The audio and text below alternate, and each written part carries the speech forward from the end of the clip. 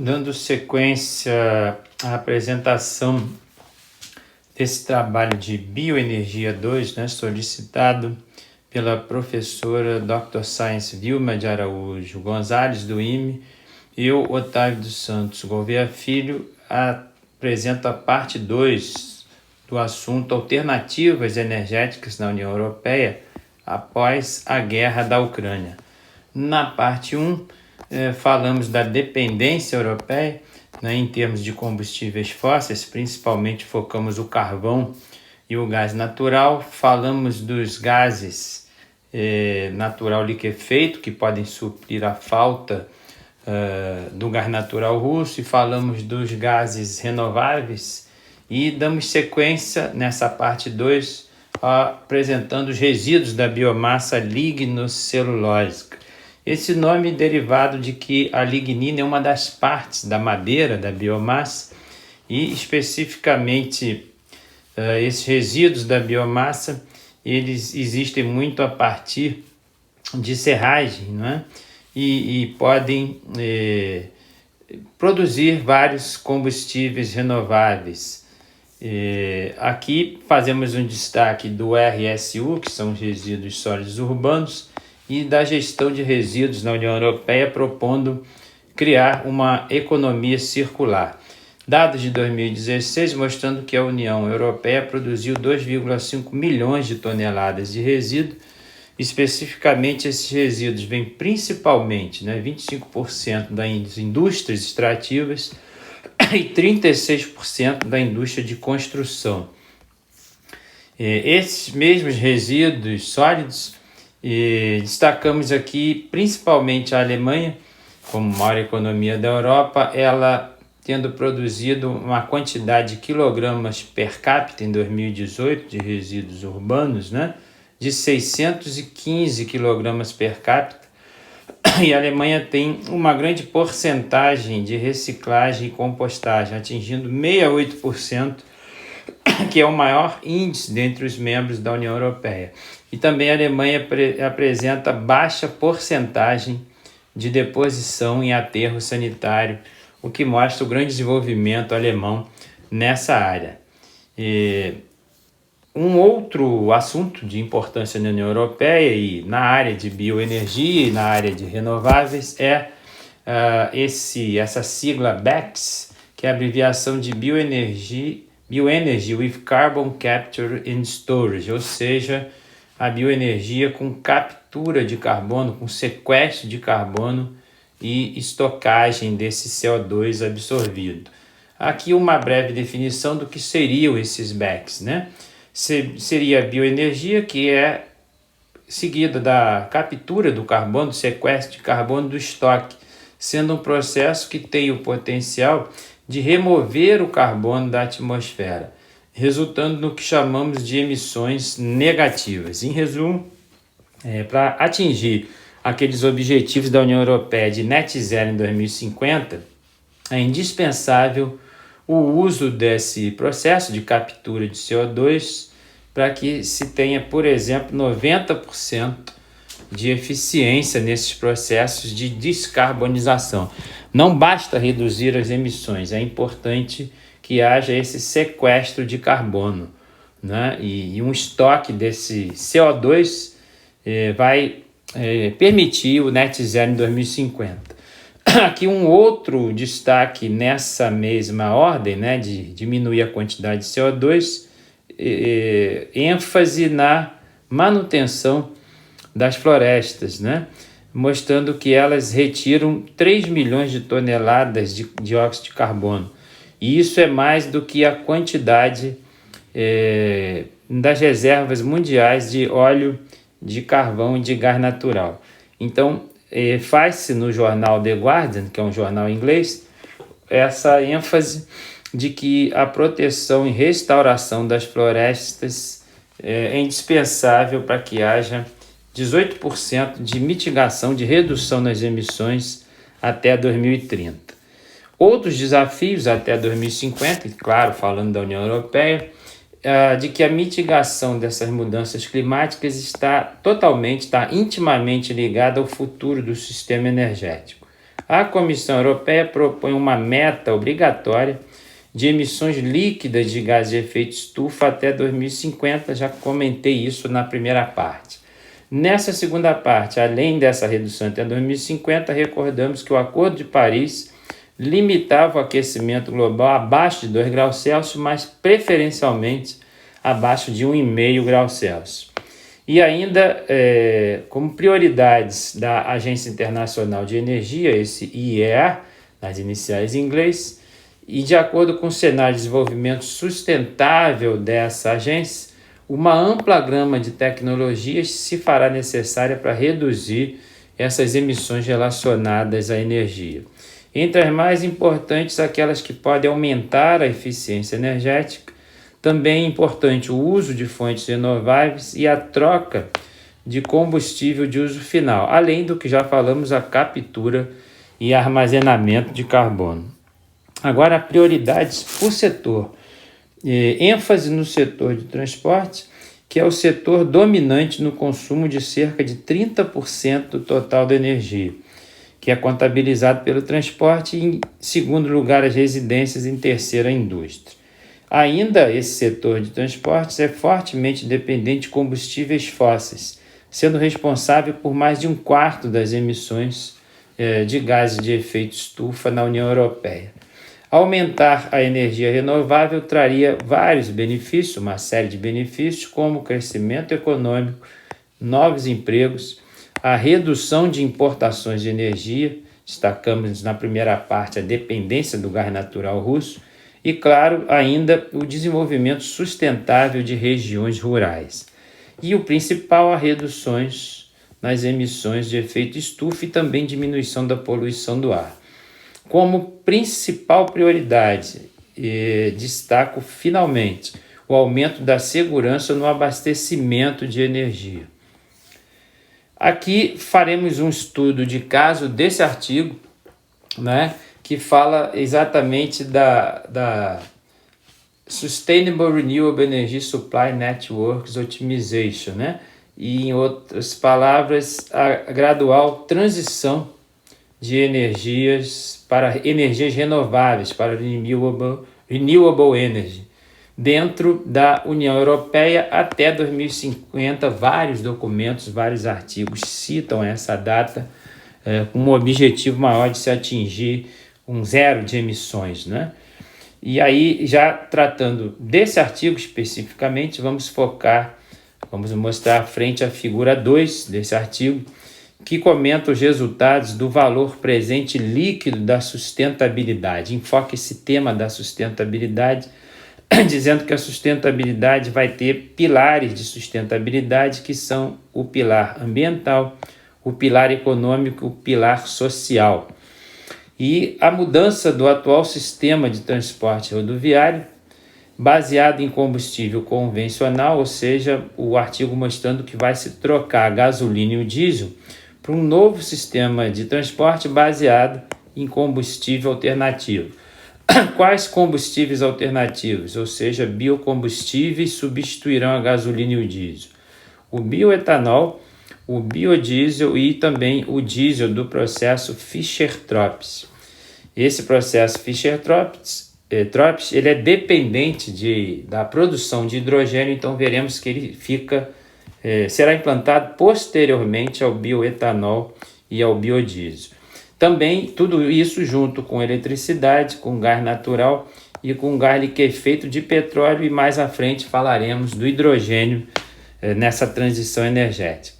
Ainda sobre essa figura 2, enfatizo que ela conceituou a sustentabilidade, né, no assunto energia renovável, dizendo que essa sustentabilidade, né, ela tem um viés econômico, um viés ambiental e um viés social.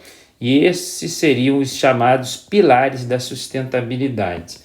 Um conceito, né, sobre sustentabilidade focado nesses três perfis, nessas três partes, o social, o econômico e o ambiental. E o principal, a sustentabilidade máxima só será alcançada quando os três pilares forem desenvolvidos simultaneamente. é algo que o artigo deixa claro em vários momentos, em várias partes desse artigo. Alguns destaques ainda do artigo que no setor elétrico, a energia eólica e a fotovoltaica estão se tornando dominantes, apesar do defeito que elas têm, que é a intermitência, elas são descontínuas, né? Claro, a solar, dependente de dias de sol intenso, um céu nublado já cai a produção de eletricidade solar fotovoltaica, e eólico, o regime de ventos, ele não é constante. A energia eólica representa 35% e a solar 13% da geração de eletricidade na União Europeia em 2019.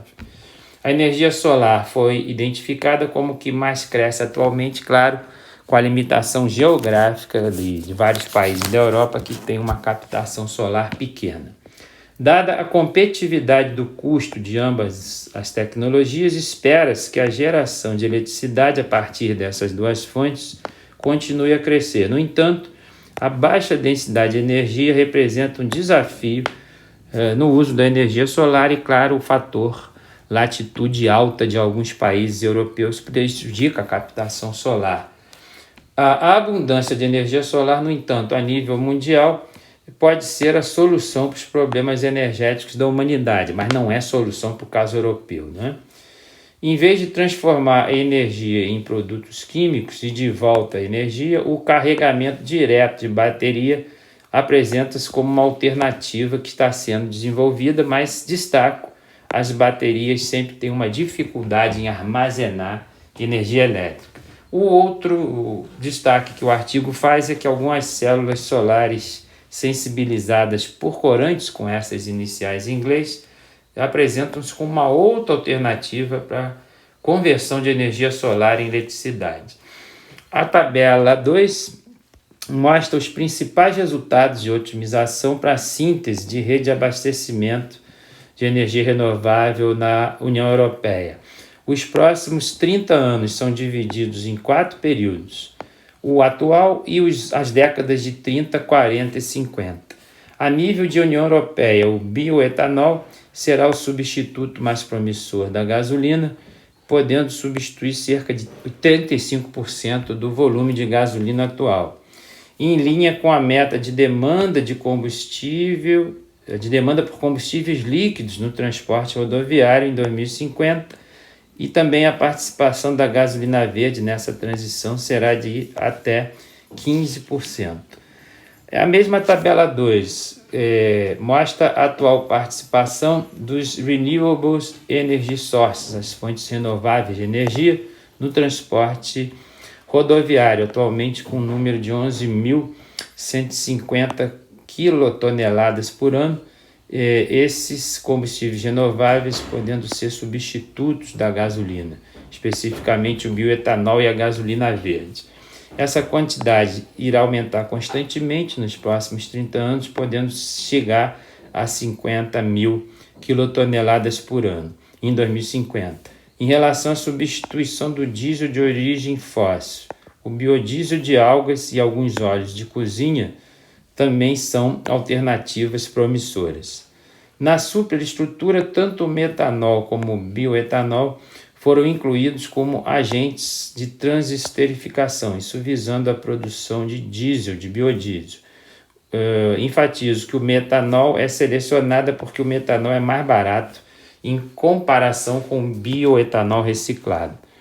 Ainda sobre a tabela 2, os resultados da otimização mostram que esse valor de 18 mil quilotoneladas por ano de biodiesel podem ser produzidos anualmente de acordo com a participação dessas energias renováveis no setor de transporte. A sigla que já comentei, RES, Renewable Energy Source. A produção do diesel Fischer-Tropsch como substituto de diesel é escolhida apenas nos anos posteriores a 2040. Como falei, o diesel Fischer-Tropsch ele é dependente da produção de hidrogênio, mas ele é previsto para cobrir até 20% da demanda de diesel e o biodiesel ficará cobrindo os outros 80%. Perceba que 50% da eletrificação do setor de transporte deve ocorrer de forma constante nos próximos 30 anos. de modo que, por conta dessa eletrificação, a demanda total por combustíveis líquidos cairá para metade, aproximadamente, em 2050. O outro produto que também é economicamente vantajoso será o hidrogênio. E espera-se que essa produção de hidrogênio aumente nesses próximos 30 anos, atingindo um valor de 5.700 quilotoneladas por ano em 2050. Enfim, a tabela 2, mostrando aqui o bioetanol, né, ele sendo aumentado de 10.235 para 43.855 toneladas, né, anuais. A gasolina verde tendo um aumento expressivo também de perto de 1.000 para 7.000, um aumento de 7 vezes. O biodiesel indo de valor de 18.000 para 79.000, sendo multiplicado por 5, isso tudo do ano atual, do corrente, para a década de 50. E um destaque de que o diesel Fischer-Tropsch só começa a crescer a produção dele exatamente quando cresce também a produção de hidrogênio, ou seja, o diesel Fischer-Tropsch o crescimento dele casado com a produção maior de hidrogênio. E o maior destaque dessa tela, as turbinas eólicas apresentando um crescimento gigante do ano atual, de 2022, até o ano de 2050. Ainda sobre a eólica e solar, os parques eólicos são a solução sugerida para a União Europeia e continuará a ser um motor de transição para um sistema de eletricidade renovável. Espera-se um grande número de turbinas eólicas e painéis fotovoltaicos instalados na União Europeia nos próximos anos, também devido à redução esperada nos custos. Em 2050, o ano que se pretende a net zero, se assume que o consumo bruto de eletricidade aumentará devido à eletrificação do transporte rodoviário. E aí, essa produção enorme de turbinas eólicas e de painéis fotovoltaicos serão instalados em toda a União Europeia. Em resumo, teremos 57% da demanda de eletricidade suprida por turbinas elétricas e 43% por painéis fotovoltaicos. A figura 3 a seguir, né, no artigo que estamos destacando, mostra que a demanda de eletricidade vai aumentar gradualmente até 2050 e a distribuição da geração de eletricidade renovável em toda a União Europeia nos próximos 30 anos. São consideradas etapas de transição em períodos de cada 10 anos, mostrando 4 mapas que estarão na figura 3. Um primeiro, que é a atual geração, em 2030 uma transição de 50%, pretendendo ser alcançada. Na década seguinte, em 2040, 75% renováveis e, por fim, o tão sonhado e almejado plano de transição completa do setor elétrico. Destaques ainda da figura 3 que será mostrado: a sustentabilidade da rede de fornecimento de energia elétrica renovável na União Europeia. Ao otimizar a cota atual de eletricidade renovável, propõe-se que a maior parte da geração de eletricidade venha dos países nórdicos, Finlândia e Suécia, e também do sul da Espanha, um destaque menor de Portugal e Romênia, também participando dessa renovação. A eletricidade dessas fontes renováveis será principalmente, já comentamos, por turbinas eólicas e também um pouco menos com painéis fotovoltaicos na Itália, Chipre e França, que são países mais ao sul da Europa, e também da Dinamarca. E, enfim, a figura 3, mostrando de 2020 para 2030, para 2040 e finalmente para 2050, nesse sentido, um aumento, né, esse escurecimento de cores, mostrando um aumento sucessivo da instalação de eletricidade eólica e também da solar, mas principalmente da eólica, e num crescente que termina em 2050. A figura 4, a seguir, vamos enfatizar nesse mesmo artigo o uso, né, a substituição da gasolina por bioetanol e gasolina verde. Então, essa figura 4 vai apresentar a distribuição, a produção dos substitutos da gasolina nos próximos 30 anos. com destaque, não é, que a atual parcela das energias renováveis no setor de transporte rodoviário será otimizada. Para 2030, 20%, para 2040, 30% e 50% da demanda de gasolina sendo atingida em 2050 com bioetanol e gasolina verde. A figura 4, mostraremos a outra metade da demanda atual de gasolina sendo substituída por eletrificação, especificamente no transporte rodoviário, e que essa cota de energias renováveis e substitutos da gasolina ocorrerá principalmente na Alemanha. Ainda sobre a figura 4, em 2030, uma expansão da rede. Em 2040, o maior crescimento do bioetanol será na Alemanha. Em 2050, novos locais surgirão com destaque para o sul da Finlândia. O maior crescimento, Finlândia, Dinamarca e um pouco menos, mas também crescente, Espanha, Portugal, França e Itália. E essa seria a figura 4, de novo, década por década, 2020, 2030, 2040 e finalmente 2050, com um grande crescimento do bioetanol, substituindo a gasolina tradicional, o bioetanol e a gasolina verde. Terminamos aqui a parte 2 e convido a todos para assistir a terceira parte, deixando sempre, se alguém só for assistir essa parte 2, a opção do contato por esse meio comigo para retirar qualquer dúvida. Espero ter sido útil nessa segunda parte e não dispensando a presença de vocês na parte 3 dessa sequência aí. Obrigado.